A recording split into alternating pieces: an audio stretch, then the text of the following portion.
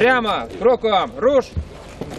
The situation in Ukraine keeps escalating, and there are growing calls among some American politicians for a tough U.S. response.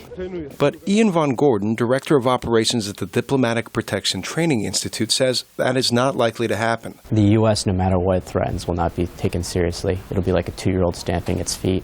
He says that while the United States can raise its voice, the issue in Ukraine is ultimately a European concern. The U.S. needs to really pressure Europe to take responsibility for its own backyard.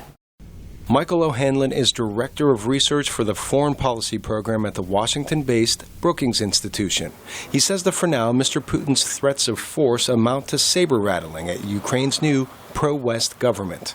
He's willing to make them worry and make them think that he's got options. It's essentially a form of coercive diplomacy to try to get this new government to be a little bit more respectful of the pro-Russia elements of Ukraine.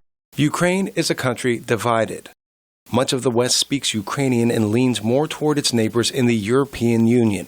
Parts of the South and East speak Russian. They align more closely with Moscow. The country is facing a potential for a great split. Stephen Bucci is Director of Foreign Policy Studies at the Heritage Foundation in Washington. He says American influence in Ukraine is limited. We don't have a heck of a lot of options to address it other than rhetoric, other than speaking, which in this case I don't think is going to be terribly effective. U.S. Secretary of State John Kerry arrived in the Ukrainian capital Kiev on Tuesday in a show of support for the new government there, offering a $1 billion American loan guarantee. But on Monday, members of the G8 summit scheduled for June in Russia canceled a preliminary meeting. And while President Putin denied Tuesday that Russian troops have been sent into Ukraine, he left the possibility open to protect the rights of Russians living there. In Washington, I'm Arash Arabasadi for VOA News.